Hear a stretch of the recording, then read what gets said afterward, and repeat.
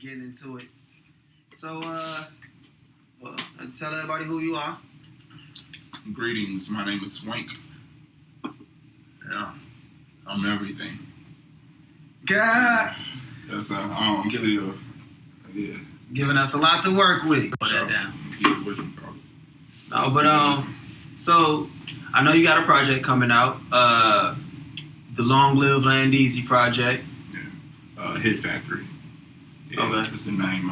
Long Live Land Easy being one of the singles on it. Okay. Which is actually on all streaming platforms: Apple Music, Spotify, YouTube, everything except SoundCloud. So Hit Factory is the name of the album, or is it the project? It's a mixtape. Yeah, it's gonna be a mixtape. Okay. So yeah, Hit Factory is the name of the mixtape. It's a collaborative project with myself and God rest his soul, Landis. Yeah. All right. That's what's up. So how long y'all been working on this, and then speak a little more on the project, the inception of the project, its relation to Land Easy. I know what's going on, but for people, that's bro God. You know what I'm saying? That's the relationship. Feel me? So it was really, us just recording music.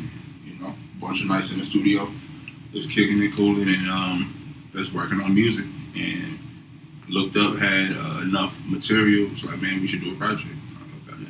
So then the last 3 or 4 songs that we started on were deliberately geared towards the project at that point. But the rest of them just kind of fell in place. Just switching out that he come in, have a hook verse or something, and something open, I hop on it, vice versa. You know what I'm saying? I do hooks and send them out, and then we kind of tighten things up that way. But yeah, this, as it relates to Landisi himself, now obviously, when the project was being made, such circumstances that we currently dealing with, with his absence and everything is weren't planned for, so just moving through it, so it hold a bit more emotional weight for me now than it did prior when I was working on it. So, but Hit Factory.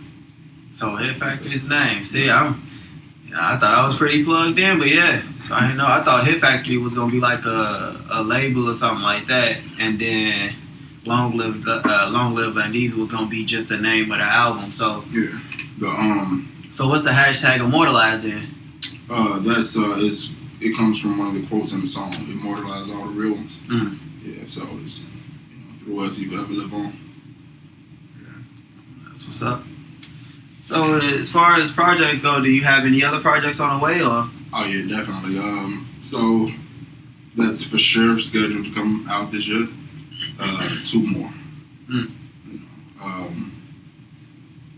Yeah, we're gonna feel through it. 2 more. I'm gonna just leave it at that. 2 more.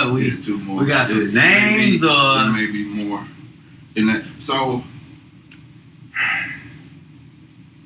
and this is all contention of a long thought process yesterday. Good. See, exclusives. Yeah. You feel me? It's I got a new project. Sorry. Yeah, got a new project. Like in addition to the one scheduled. So originally, Unchained Music 3, which is a compilation project. One part of a compilation project, the Unchained Music series, quote unquote. Unchained Music 1 and 2 on SoundCloud. Right now, y'all can go streaming that. I'm trying to get good at plugging. You know what I'm saying? So, Alright. So yeah, I'm practicing. Do your thing. That's all we have. Unchained Music 3 and Vipasan. So those are the 2 personal projects of mine that I scheduled to come out this year. Like I said, it's more, but y'all will see. Y'all just have to see. Okay.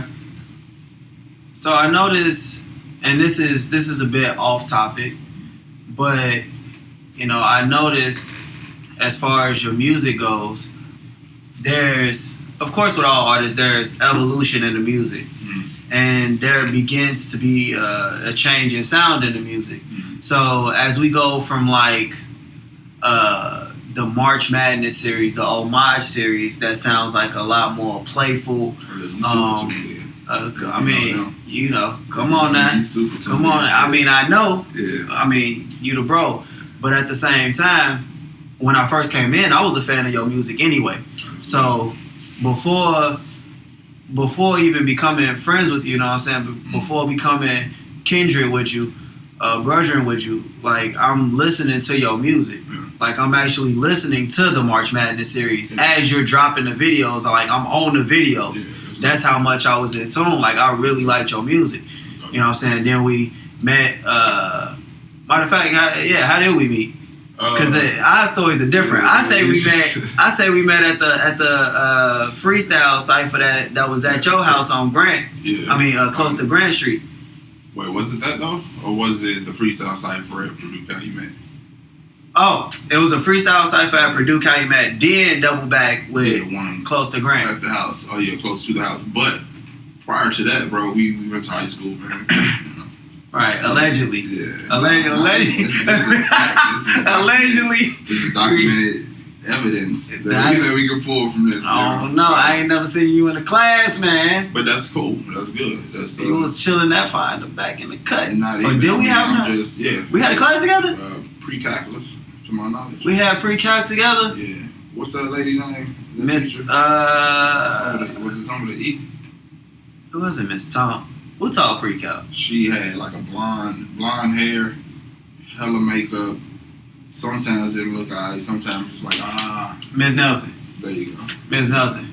Shout out Miss Nelson. Shout out Miss Nelson. I'm trying to think, wait, hold on. I'm trying to think how she treated me back then. She was nice to everybody. Miss Nelson she was always smiling.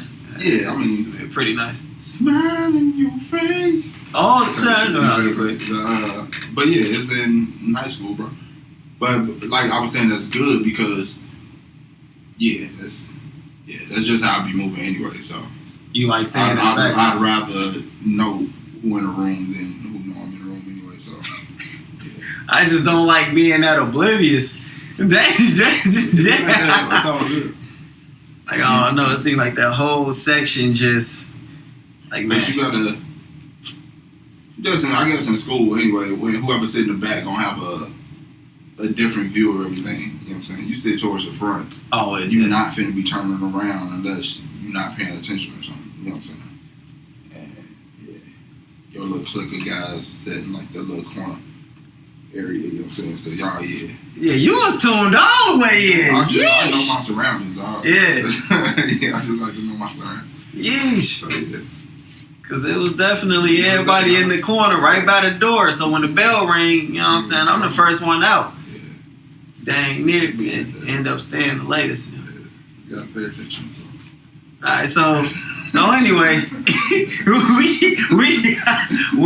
we met at what? So we met at work. I realized that or at least I realized Joe, which I probably knew of your existence, but I guess I was more hip to you when we started freestyling at the dorm.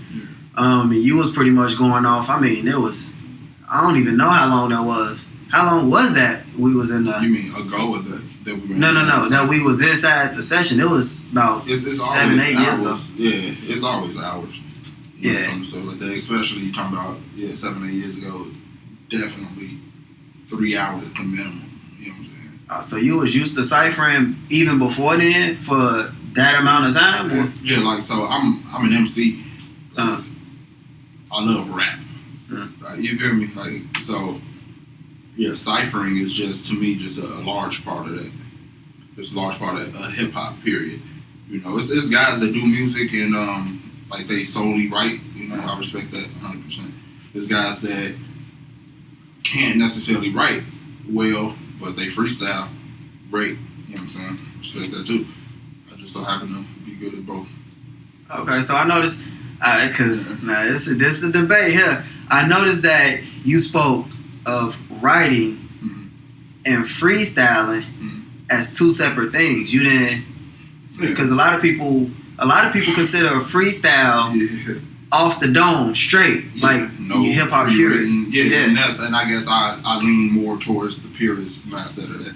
You know, a freestyle is go. no premeditated thought other than the minute or two you have in the cipher as it's coming back around. You know what I'm saying? Mm-hmm. Other than that, but I mean, you done went home and last night and wrote, your best 3/16 and you done came with it. That's different. You know what I'm saying? That's a little different. And I don't, again, if it's dope, it's dope, right? So it's just, you don't pass it off as a freestyle. You know what I'm saying? Mm-hmm. But then others would argue that a freestyle is like literally that, something that is free of style, free of song structure. Mm-hmm. So anything, even if it's written, it's still a freestyle. I just call them free verses. Those sorts of things, I just call them free verses. See, I was finna say because there are certain artists that actually would mix the two. So they'll start off freestyling and then kick a written and go back to freestyling, or start off written and then eventually come to the end of what they wrote and then just start freestyling, or write something literally right before they get into the session and then spit that. So, where is that? What do you think the line is with freestyling, free verses, or, just writtens? I don't know where to draw the line at that. At this point, I really don't know if it matters too. Just be dope. I know how I'm coming. You know what I'm saying? Yeah, I'm coming off the top. That's just, if we in a cipher setting, coming off the top. So speaking of that, I was gonna we're talking about you outside of the studio. Mm-hmm. We're freestyling in a cipher setting, in a live improvisation setting. Mm-hmm. But when you actually get a chance to, because I've been with you in the studio, of course, you know what I'm saying.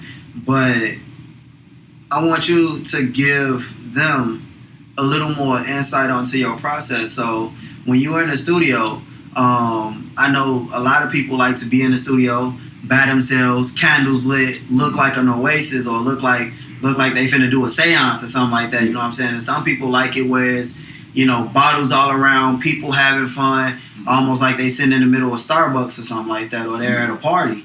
So, in what setting do you create the best? Them all. I create, so it doesn't matter. Is there a preference? Yeah. It depends on the content that I'm curating. You know what I'm saying? It depends on how I'm feeling. If I'm sometimes you in those zones where it's like, man, I don't want to be around nobody. Or if I am around somebody, I want them around me but not around.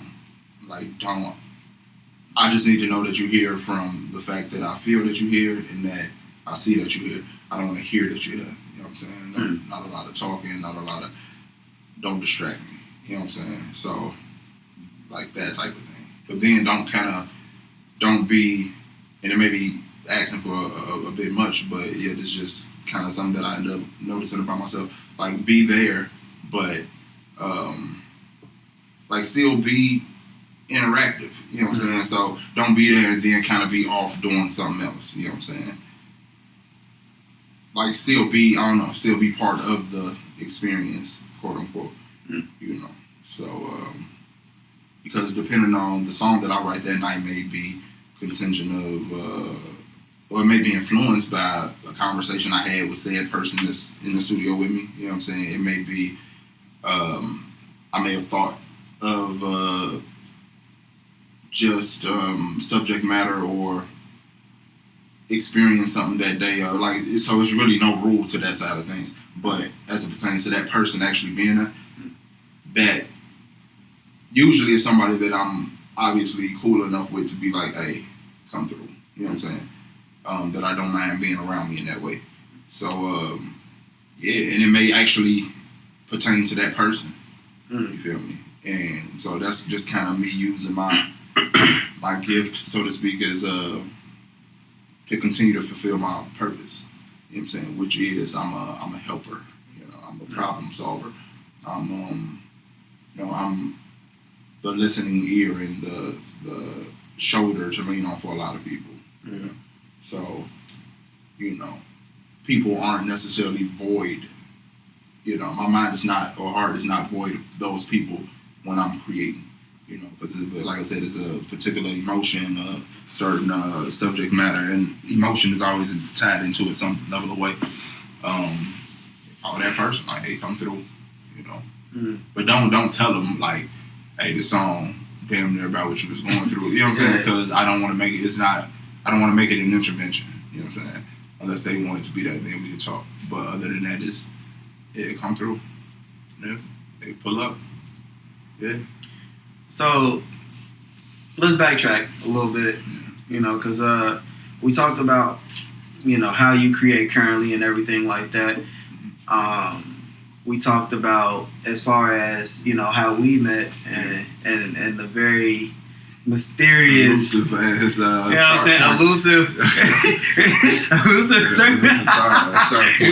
I'm still trying to figure out where would you sit. You feel me? Like, but the information is too keen for you not have been there to have been there. You know what I'm saying? Man, I was real aloof. That's cool though. But that is not cool. That scares me sometimes. I mean, back then, it's never been cool. You're right, but but so what? I feel like I asked you this before, but I'm not 100% sure if I ever really asked you this. But I've always been interested to know what made you want to start rapping. Like, why not archery? You know, why not being a singer? Or you were a dancer at Emerson. Mm-hmm. Why not just continue to dance? So what made you want to be a rapper? But I mean, who says that archery isn't included? You know, who says, you know, dance doesn't still exist? You know? And I don't ask those as like elusive questions. I'm hinting at something. You know what I'm saying? What you call it? I'm a professional at this point expresser. Explain that. What does that mean? So, whether it be through dance, whether it be through painting, whether it be through visual art, drawing pencil to paper, whether it be through poetry, whether it be through music, whether it be through beats, whether it be through a mix, I express. You know what I'm saying? I'm an expresser. So, rap is merely a tool. You know what I'm saying? Like, it's merely a tool. It doesn't always Andre 3000 say 116 ain't enough. Yeah, it's really 116 ain't enough. You feel me? Like, it's one song isn't enough. One project isn't enough. You know what I'm saying? Perhaps a book will suffice. You know, but yeah. So nothing necessarily made me, but what influenced me to express in this type of way. Using this medium, 6th grade, I went to Edison Middle School. I had a mix CD, one of those old mix CDs with nothing written on it. So this really my one of my parents' CDs. You know what I'm saying? And like, there's some goodies on there. Like, it may be just the most ratchet shit you've ever heard. Yeah. It may be some real, like you said, oldies but goodies, like R&B. You just don't know. It was one of those. It was roulette. You feel me? But I had my little CD player and everything. I ain't had a joint that didn't skip, so I had to walk with it like this to make sure. Make sure the CD didn't skip. But, that piece of stack. You know, I'm make sure the vibration from me walking didn't skip this motherfucker. Yeah, moving, calibrated, perfect. Yeah, it was all bad. But I found this CD. I had taken it to school, and I'm sitting in my English class. And I really didn't like my English teacher, and the significance of that information is he kept telling me to put the CD player up. And I just kept finding a way to listen to that motherfucker. And this, mind you, this is prior to my knowledge of earbuds. So these are like the small over the head, the very thin wire type. Yeah, that, you know. So finally he leaves the class to go make copies of something or some shit. And I put that bitch on, hit play. And because on the way to school, I had already listened to a few tracks, I just skipped to the next track that I didn't know. Skipped to that, and it was a Cassidy song. Oh, man. You feel me? Called Out Here on My Grind. You feel me? Okay. And yeah, bruh. I'm like, wow, what the hell? Like, you know what I'm saying? And it's it was just so cold, man. It was just so cold. What made it so cold to me is I'm really good at writing. You know what I'm saying? Like in any form, whether it's scholastically or leisurely or poetically, like I'm good at writing. Mm-hmm. So at that point, obviously I'm displaying scholastic writing. I'm in school. So I'm writing papers and I'm writing poetry at my leisure at home when I'm like really moved to do so. But in terms of a for sure everyday thing, I'm going to be writing something scholastically. So it needs structure, it needs sentence structure, it needs proper grammar and all of that type of stuff. When I heard that, there was none of that, but it made sense. It didn't need to be proper grammar. You know what I'm saying? Like, whoa. So that's what really blew my mind. At that point, it's like, oh shit, damn, this, and it makes sense. And it's just, it was a level of intrigue, and I cranked it up so much so that he had ended up coming back in class. I hadn't even noticed it. I was just locked into this song. Like, oh damn. But I had already had my work done, right? So, Mr. Matheny, I asked you to take the headphones off. He moved me to the desk next to him. And at that point, I began to be a little asshole, and I'm deliberately disturbing the class. Fake sleeping, snoring loud, stupid shit. This guy. Being a young kid. Yeah, I mean, he told me not to listen. He didn't know what I had just discovered. Right. You know what I'm saying? Okay. You discover a treasure in the motherfucker, like, put it away. Nigga, let me marvel this more. You know what I'm saying? Like, but he had no knowledge of that shit. I had no, interest to explain that to him. But hey, I just, it was like my mind was still. So, yeah, that's when I started. So when I started battle rapping. So that made me start looking up Cassidy and everything. Yeah. And like I said, I had already been writing poetry. At my leisure, I'd rap like with my cousin and my brother. We just do like little cipher sessions and nothing serious. But that's when I sat and I like deliberately wrote a rap opposed to a poem. You know what I'm saying? And they were always a cappella. You feel me? But yeah, started battle rapping 6th, 7th grade.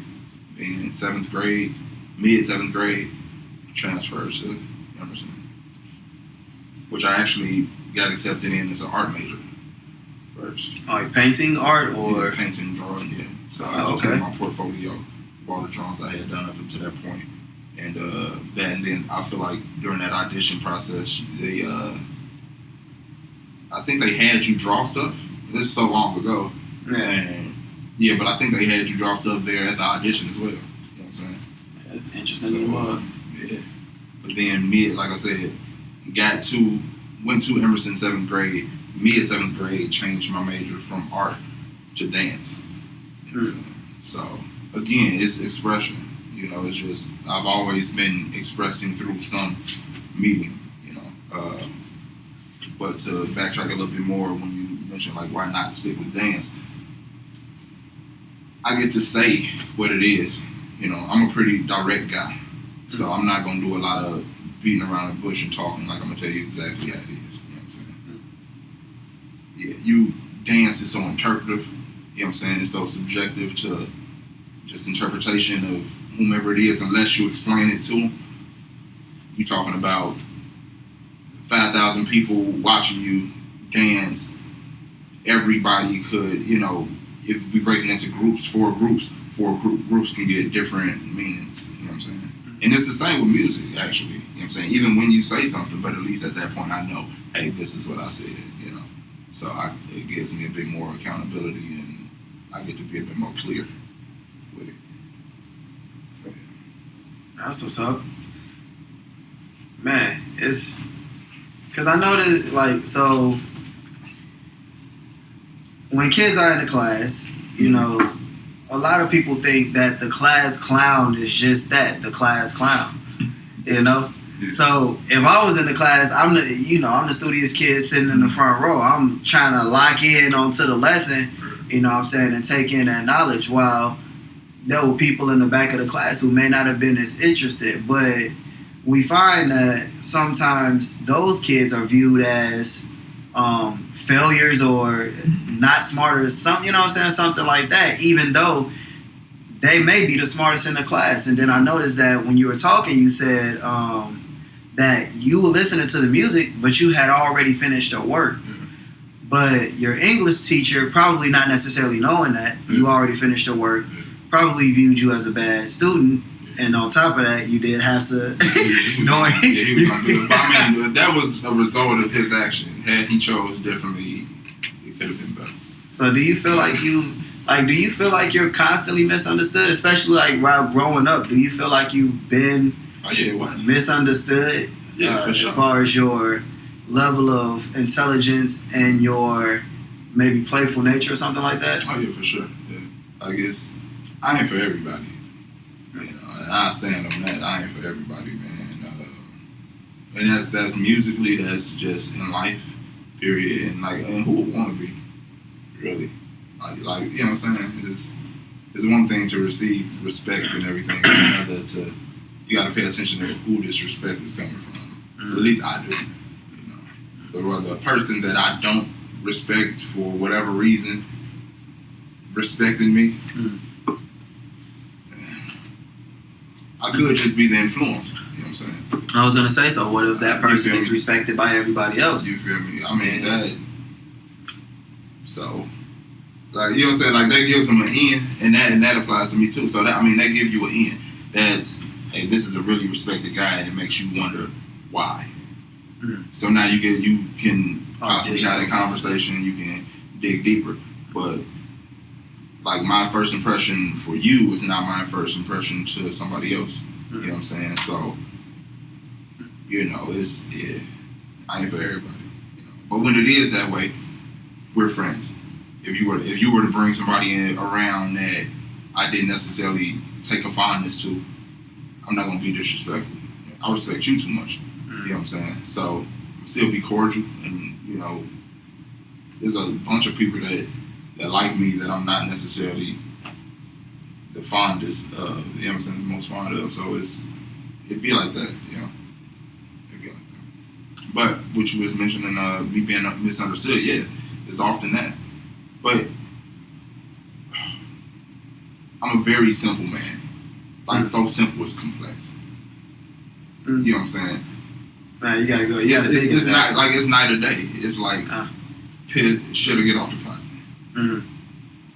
It's that so many people get comfortable in operating in this. I know I ain't supposed to be doing this shit. I know this is bad for me. You know what I'm saying? I know this affects me or this person or whatever. Damn, I don't want to do this, but they still there. Yeah. Why? Move. You know what I'm saying? So if a person has found comfort in a particular setting, in a particular situation, a circumstance, and then I'm the guy that's like, not even that I'm coming to make it a comical thing or to poke fun at it, but I'm really inquisitive, like, hey, why the fuck are you there? Like, that don't make sense. To a motherfucker that made it make sense to him, that's offensive. You know what I'm saying? And although my initial intent is not to be offensive, it's had to come off. And I ain't really good at sugarcoating shit. You feel me? So it is what it is. They'll figure it out later that hey, he didn't mean it, or maybe they never will. I don't care. I got shit to do. I got a life to live. So thinking about a life to live, we so outside of rapping, we know that you dance. We know that you do art. You know what I'm saying? Nice over rock. So what else? What else is life like, or at least how is life like, or what is life like actually in Clifton Matheny shoes or in Swank shoes? Like,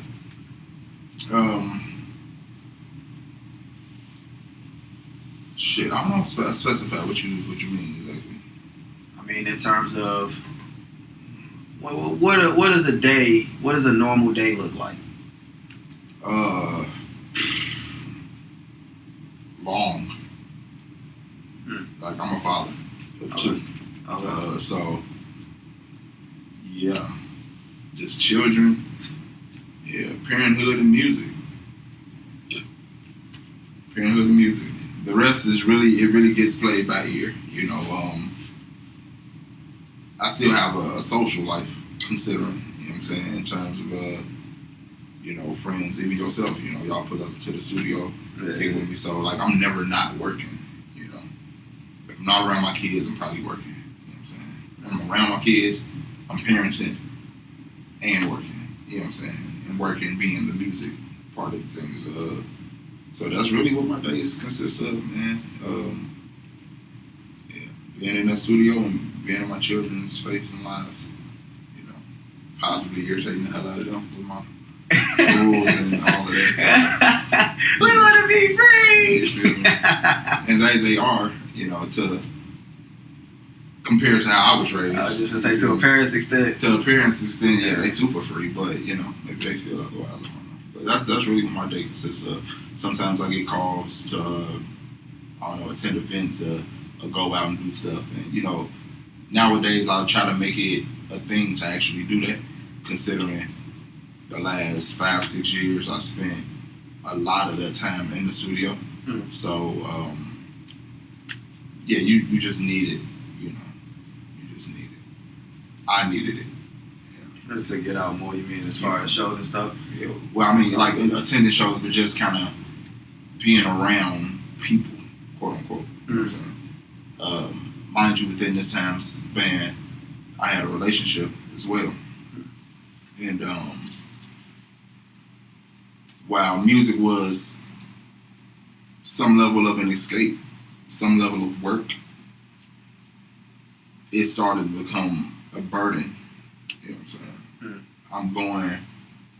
I'm a producer, engineer, and an artist. You know what I'm saying? Actually, artist, engineer, producer, in that order. You know what I'm saying? Okay. And I'm writing a song about how I'm feeling. You know what I'm saying? Let's say it's about my relationship. I get in the booth, record this song, and because I'm also the producer and engineer, I'm listening to this song, you know what I'm saying? Like, I am in this loop, you feel me, for X amount of time. I'm a perfectionist, so I want to get this mix right. So now for the last week, I've been listening to these emotions play back, you know what I'm saying? So it became a burden, I began to inadvertently create loops, those sorts of loops, so... You mean emotional loops, or you mean just the workload loop? Both, but more so the emotional loop. And I guess maybe whatever else was being displayed or not displayed that inspired the song in the first place in a relationship, maybe some shit like that was helping it too, But on the accountability side of things, me placing myself in that zone, in that space, just being in the studio doing that shit. So I just made it my business to start getting out more, even if it was to a bar to have a drink or something. But I always find myself right back in the studio after a couple of hours of being out. You know what I'm saying? Like, I don't want to go home. That's how I feel. So do you find music to be, because you said, you actually said it was an escape, but then you also said that recording and listening to those feelings, rehearing those feelings over again was a burden. So overall, is music an escape? And when, I guess, music isn't enough of an escape for you, how then do you start to cope with those different feelings? What different outlets do you have in order to cope? I'm working on those, I'm not big on coping. You feel me? That is just, to me, it implies, you acknowledge that it's there and you kind of be in it. I work so much. Sometimes you've seen The Flash. That's that character, I mean. Oh, yeah, but so when he runs, it's hundreds of images of him behind him. Yeah, that's how it feels. You know what I'm saying? So I'm working. And then when I come to a point where it's like a standstill, then the rest of them crash into me. And then that's when I deal with it for however long this rest stop is. But I have children. I got family. I got friends. You know what I'm saying? The people, they become a responsibility of mine. It's interesting. But I got those sorts of things that I have to move forward for. You know what I'm saying? When I can't, inclusive of myself, right? But yeah, I got those things to move forward for. So then just get back to work. You know, just at that point, I understand enough emotions. I mean, and I understand myself enough to where I can deal with a lot of stuff during this intermission. You know what I'm saying? And we running. I can deal with stuff. Okay, pick. Yeah, my blame. They blame. Boom, boom, boom. Okay, bam. Let's get back to it. You know what I'm saying? So, yeah. Yeah, not everybody work, I guess. Yeah. So it's really the work. So music, it still is. It still is an escape. Like, you ever be like vicariously happy through somebody else? Like be going through something? Like, so when I'm going through shit, people may, I don't know, the people around me may know. Hey, y'all wanna go somewhere? My treat. You know what I'm saying? Mm-hmm. Hey, y'all wanna come through? I'm gonna cook for everybody. You know what I'm saying? Like I'ma just do stuff for everybody else. You know what I'm saying? That makes me feel good. You know, so even with the music, if it is me expressing these emotions, you know, my pain is somebody else's pleasure.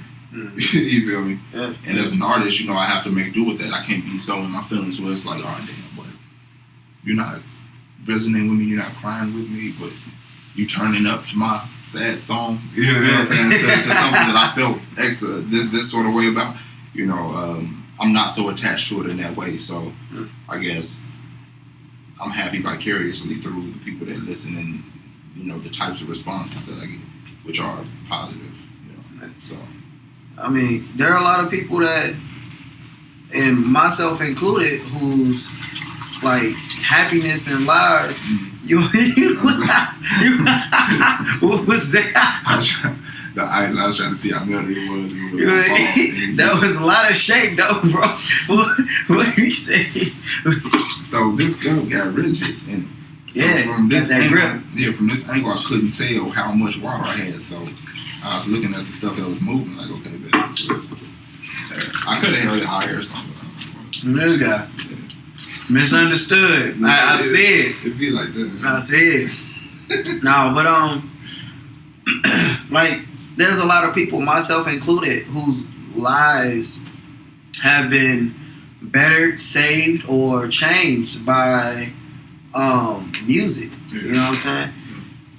I can tell you, I was going through, and I always tell this story, you know, I went through depression at one point in time. Even in school, it was a lot going on as far as schooling goes. I was in a new area, didn't know too much of anybody out there, because I had to stay an extra year after, you know, I was supposed to be on a 4-year track, ended up having to stay an extra year. That extra year was probably one of the most difficult. You're referring to college? Yeah, I'm referring, yeah, so Purdue. I went to Purdue University, West Lafayette. And at that time, my 5th year of engineering, right before I graduated, I would have been able to graduate on my 4th year, but when I went down there, my credits got messed up and all that type of stuff. Then I ended up having to take an extra year because there was a class that I was supposed to take at the beginning of the year that my guidance counselor didn't tell me to take. But at any rate, a lot of my time during that last year was spent listening to music, you know what I'm saying, watching interviews, and watching anime, honestly. That was most of my time, watching different documentaries and videos and stuff, things of that nature. But I know, in particular, there was one song that helped me in this particular time. And then I actually spoke to you about another time ahead of this one that I'm speaking of, that was where you was making Cloud, actually. Wait, ahead, like it precedes or? No, ahead of my, it was afterwards. Okay. So closer to now. Okay. So a time closer to now after Purdue. So Purdue, the song was Omi Says by Mos Def from his Black on Both Sides album. Yeah, that, and there was another one that was Kendrick Lamar's His Pain. Okay. You know, I don't know why he keep blessing me. Mm-hmm. I don't know why he keep blessing me. That song, like, I think it's, yeah. Right on. I don't know if I've heard this song. I mean, we gonna after the interview. I may actually put the link on there. If I remember, I'm gonna put the link on my YouTube video, and then we'll so everybody can listen to that. I'll put both of them on there. And I actually want to put a link to Cloud on there as well, because like the whole Cloud album was made very. It was very vibey, very moody. You know what I'm saying? But during the time, you know, me being homeless and such, you know, at least sleeping in my car, living in my car and whatnot. Yeah, man. During that time, that song, the collection of 5 songs, and being in the studio with you while you were making those songs, was actually helping me to cope with my situations and helping me get through my situations. You know what I'm saying? I mean, and I don't know if I've expressed this to you before, but yeah, the whole process, even the whole situation just surrounding the creation of it, like I said to you before, you are actually one of my favorite artists. Like damn near top 3 in my list of MCs. You would be top 3. That's dope, man. I appreciate it. But I mean, you put the work in. You know what I'm saying? You have the quality body of work. So, you know, it is an honor for me to interview you. But you know, enough of the mushy stuff. You know what I'm saying? Yeah. Not even. It's like, oh shit, thank you. No, but that. How about those Bears? How about those Bears, Steve? You feel me? No, but just that album actually helped. The whole creation of it and everything helped me to deal with my process, and then the conversations we would have inside of the studio. Yeah. You know what I'm saying? Helped me a whole lot. So that said, are there any songs in particular other than the Cameron song that got you inspired to even start rap? Cassidy. I mean, yeah, I said Cameron. So yeah, the Cassidy song that actually got you inspired to start hip hop. Is there any song that, or any particular songs, or any type of music that help you like move through a tough time in your life? Or have there been any of your songs that you made that have helped you through tough times in your life? Yeah, so definitely both. I'm trying to think of names. If you know the song, sing it. Because it changes. Like it often changes. So,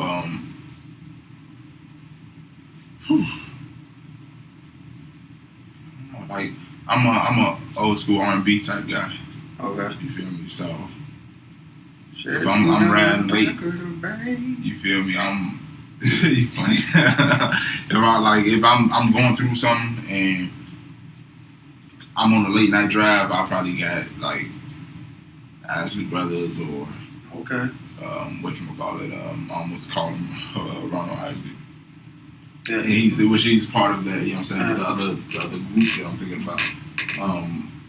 The Shot Lights or Marvin Gaye or you know, stuff like that. Like those sorts of things. You know,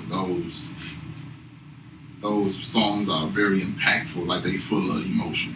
You know what I'm saying? So it's those sorts of things that's getting me through. You know, and out of my own personal creations, it just depends. I probably allude to something from Cloud, you know. And if I'm talking about stuff that's released, then yeah, I'll allude to something. No, but even Cloud, so the unreleased is, I'm gonna make a new song. You know what I'm saying? Or maybe I made a song within the last month that just been there. You know what I'm saying? It's like, man, dang, I made a song where I said such. And now I'm going through my computer trying to figure out what I even called it. You know what I'm saying? Because I make so much music. Is a week is a long time. Now I gotta go through and search through stuff. You know what I'm saying? So yeah, it may be I just create a new song to get it off of me, or even submerge myself in it. It just depends on if I want to understand it more. It depends on the situation that I'm currently battling. You know, if I want to understand it more, yeah, it depends on both how much I want to understand it more, if I want to understand it more, and how much I want to consciously affect the situation. You feel me? I'm a problem solver. I mentioned that, so that's my process. You know what I'm saying? It's a lot of times the way the creator speaks to me is through me. You feel me? So I'll make a song or songs, and then I'll go back and I'll listen. And that's what I needed to hear. You feel that me? nigga's big. Like, are you funny?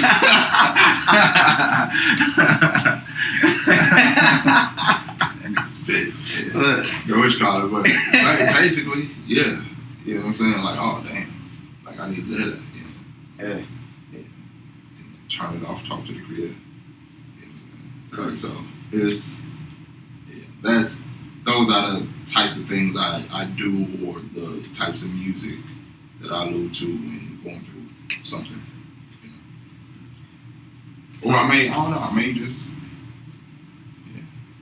fuck it out or something. I don't know. It's just it's a lot of because it's just it ain't just music. You feel me? It's expression. It's expression. So it's different kind of music. Or talk it out like for real. You know what I'm saying? Like so, yeah. Different ways to express. You feel me? So basically, it seemed like art has helped you.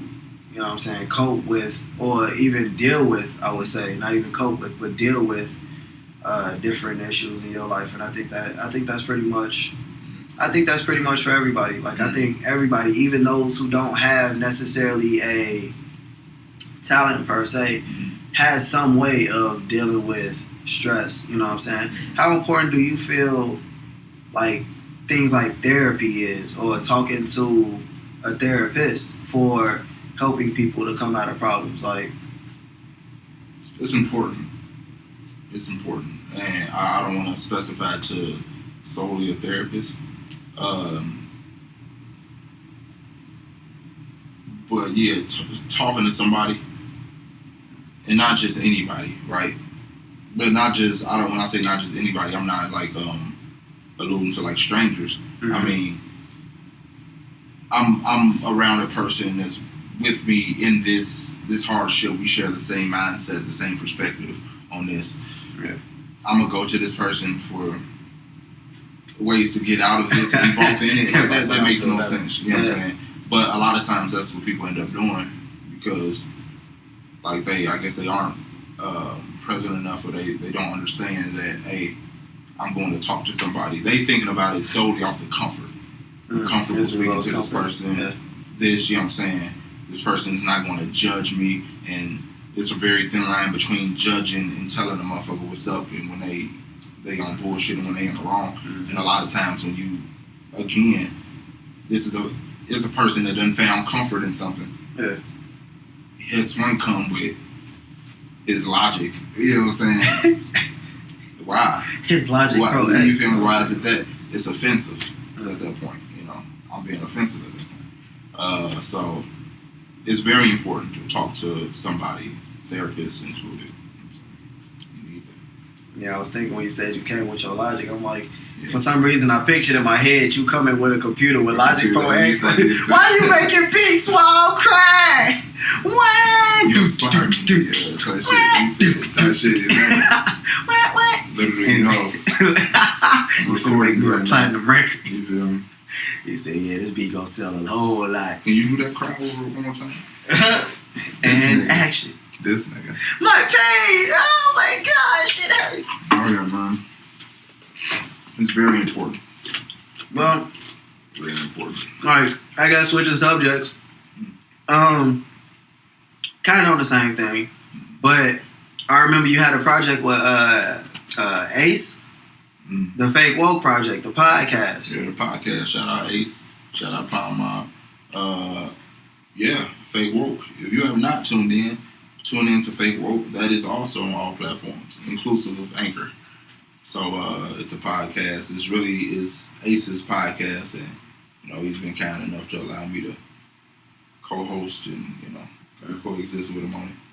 So what y'all be talking about on Fake Woke? Are we all types of shit, man. What is Fake Woke? Fake woke is. What does that mean? What does it mean? It's provocative. Gets the people going. Gets the people going. It's what is fake woke? At least what does it mean to you? I was about to say I'd have to allude to that. Again, a platform to express. Mm. You feel me? Like everything can't fit in the song. Yeah, everything can't fit in the song. So it's like at times, like I prefer to talk. Yeah. Again, he spoke to me about wanting to do a podcast. I spoke to him about actually the conversations that you and I have had about doing a podcast. Like, I'm talking about doing a podcast for some time, and I haven't gotten to it. He was like, shit, man, I really want to do that shit. And like, shit, let's do that shit right now. Yeah. Okay, in the studio. Go for it. You know what I'm saying? Went for it. So, again, it kind of fell into place. You don't argue with timing. Right. Shit like that. And so far, it's proven to be a good decision. So, tune into Fake Woke. So I actually wanted to know, like, what does the term, like, Fake Woke mean? Yeah, Fake Woke mean? Like, what is that? What is it? Because when I think fake woke, call it. Yeah, I was just going to say, when I think of fake woke, I think of people who act like they understand the details behind certain cultures or mindsets or something like that. When I think of woke, I always think of the people on Facebook that's talking about the conspiracy theories, and they talking about, wake up, people. You know what I'm saying? Ain't nobody out here woke. Y'all out here sleep. You know what I'm saying? That's what I think of when I think woke. So fake woke, to me, sounds like the people who are doing that but don't know what the heck they talking about. Like none of them know what they're talking about. Yeah. And so I guess again I really can't dive into it. The name damn near was Joey. Yeah, wait, was it Joey? No. And that's PNB Joey? PNB Joey, but I don't think it was him that mentioned that phrase or the title. Dang. 2020. I think 2020, yeah. Oh. That's how that's he yeah, you feel me? He actually said the term during one of the podcast recordings. So we I think we did the first one titleless. Maybe did the second one titleless, but like somewhere in that conversation he said that he said it, and then so that's where it came. So right now, it's more so of a thing of it developing. So just tune in, check out everything, and like you start to get it because it's not so planned. It's not such a planned thing. I mean, we have topics that we try to address during our conversation, but I mean the overall thing more than us just wanting to do a podcast and having perspectives and things to say. We didn't like, well, fake woke is this entity represents such a that we didn't get into that. So we building it. So you kind of get to see what it develops to mean. Because there is a consistency, just these personalities attacking these topics and stuff like that. Yeah. There's proven to be a consistency in that just because of whom we are. So you'd have to tune in to understand what it is. I don't have a verbal answer for you. All right. So what are some of the topics that you guys already touched on for those who are interested in tuning in? What do they got? What they have in store? What are they in store for? Current events. We've spoken Trump. You know what I'm saying? Okay. R.I.P. Kobe Bryant, Gianna, and every other passenger that lost their life. Condolences to the family. We briefly touched on that. That's heavy, dude. That's just really crazy. I'm thinking about it. But that Trump polygamy, music, culture, our as Black people, our influence on culture, both in influencing the culture that is sold back to us, and also like what it is we need to do to kind of take the reins on that. You know, don't just be the people that provide the culture that they curate and sell to us. We need to sell our own culture. You know what I'm saying? So that sort of thing. So it stems from a lot of places. You know, like so. Yeah, it's a very open-minded show. You know. So thinking about the vulgarity in terms of just how we speak and stuff like that. So now for 18 sensitive. And younger, or not for the 17 and younger. Yeah, sure. Yeah, we can say that. Yeah. Can I let my 5-year-old listen to it, or I don't let my 9-year-old listen to it. So okay, I wouldn't. But you know, if that's what you're supposed to do, you don't count my fan. If you think that's mommy, what are titties? Oh, you get wild on that motherfucker. Yeah. So then, in terms of the effect of black people on the culture, because we've had countless discussions about our influence as black people, and then I could even stretch that out to say, the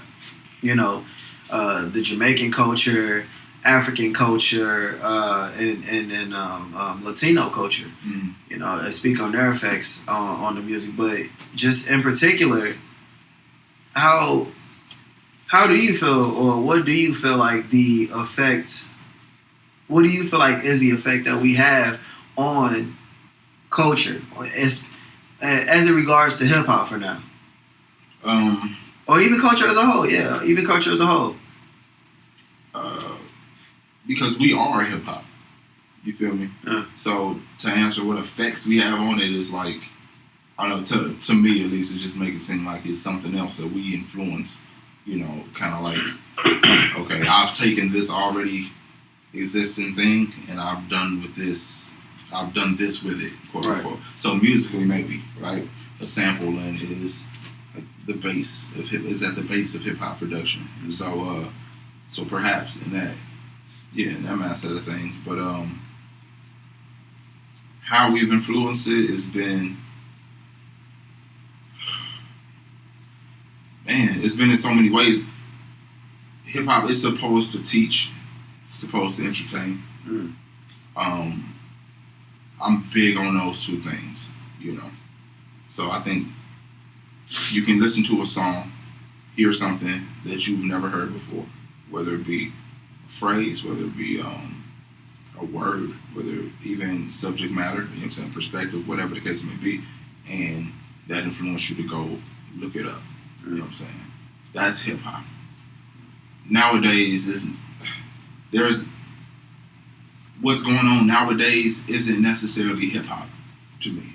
You know, it's speak on that. It's raw expression. You know what I'm saying? So what? Why isn't it hip hop? Because hip hop comes with a level of accountability. Nowadays, it's not a lot of accountability. It's I said that, fuck it, whatever. You know what I'm saying? Like back then, you had guys. I'm not gonna say this because a kid may hear this. You know what I'm saying? I'm not gonna say this because hey, that compromises morality. You know what I'm saying? It's different. It's just a lot different. You know what I'm saying? You could learn off of hip hop. You know, like I said, you can put a track in, play it, and learn some shit. Now, you listen to music and you either vibe with it or you don't. You know? So, again, it's kind of, metaphorically speaking, nowadays music, more often than not, comes in, if you're depressed, come in and sit next to you in the room and be depressed with you, versus extending a hand to pull you out of it. You feel me? And we have such artists that exist. Myself, you know, which I said, speak on it. You know what I'm saying? Inclusive of myself. You know what I'm saying? That's gonna take those reaches. You know, that still holds a level of accountability to themselves for the type of music that gets released. So that's our influence on hip hop. If it's an influence, you know, it's just us shaping. Hip hop is still real young. You know, it's still real young. So I think that's our influence on that. In terms of the culture, the way people say things, the way people's demeanors, you know what I'm saying? People, the way they dress, the way they wear their hair, you know, all sorts of things. Like, what? They got our handprints all over that shit. You feel me? It always has. It always has. You know, some of the, it being Black History Month. Hip Hop History Month, yeah. You feel me? Like, just every month is Black History Month. You know? So, yeah, my upward look was, Black History Month, right? Yeah. What you call it, and the shortest one at that, but nonetheless, being that it is Black History Month, a lot more information on inventors surface. You know, here's a list of Black inventors. Here's a list of Black people that did XYZ. You know, whether it's in a satirical way, I've been seeing that a lot lately, or in a actual factual way. You know what I'm saying? Just that Black history information starts to surface a bit more in February. Yeah. So I mentioned that to say that's also our influence on culture, period. You know what I'm saying? Black is great. Yeah. That's my closing statement on that. If it's Black, I'm pro it. Yeah. 11 times out of 10. Black, I'm pro it. And a lot of people, I notice when people say things like, you know, I'm pro-Black, a lot of people feel like you're saying, I'm anti-white, or I'm anti, you know what I'm saying, everything else. That's interesting.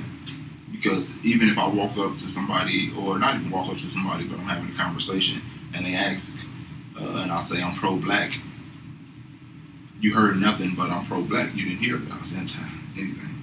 You know, so that's simply on that person, or those people that think that way. Like, it's a comparison thing, you know.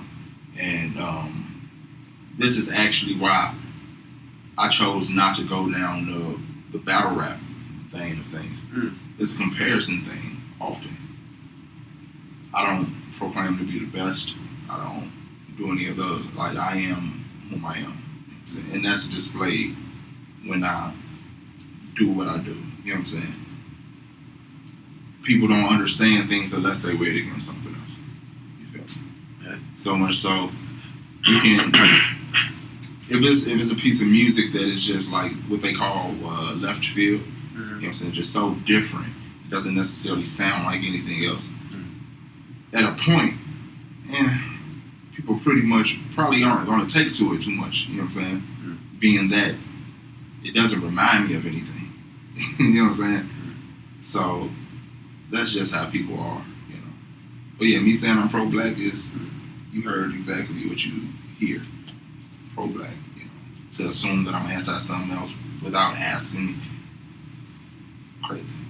Crazy. What kind of film? You feel me? Nah, that was pretty cool. So I think we're gonna go ahead and wrap up the interview. First off, I'd like to thank you for taking time out of your day to come and kick it with a brother. Already, you know what I'm saying? The reason to get up out the crib, I'm trying to make that a thing to actually leave more. So yeah, and honestly, I wanna. So we got into a couple of things, and there was more that I kind of wanted to get into, but I mean, you know, I got time. You got time, but we'll cap it off here. We don't want to give them too much, you know. They got to come back next time. You know, when you come back next time, we'll get off into it. We'll probably come back after the Hit Factory project drop, and then we can talk more on the other projects. That makes sense. Yeah. So definitely. Oh, before we leave though, like, do you want to let everybody know about the Hit Factory project and then what is going on with it as far as the proceeds, or? Oh yeah, definitely. So, excuse me. Currently, again, Hit Factory is a collaboration project consisting of myself and God rest his soul, Landy's. For those who know that Landy's, he has a son, and that was his world. You know what I'm saying? His son is his world. So, yeah, I just want to make sure that I'm doing, that his work does not go unrewarded. You know that it doesn't. So when it is released, all the proceeds for the royalties that get collected is going to Levi. You know, it's physical copies, and there will be physical copies of this project. Yeah, all of the proceeds, like not a percentage, like all of them go towards Levi. So yeah, that's what Hit Factory will be. You know, once it's released. So definitely hope y'all tune in. I think y'all gonna really like the music a lot, and yeah, long live Lil Deezy, man. Long live Lil Deezy. Alright, so that's that. That was the interview for Saturday Sound Levels. Y'all beautiful people. Y'all have a wonderful rest of the night. I don't know what. Oh wait. I think that was my slogan. Was this I love you? I forgot. Oh no, I think it's thank you. Yeah, that's thank you. Thank you. But I came from that. Oh. But it's fine. So this is like ultimate thank you. Super thank you. No. Thank y'all for tuning in.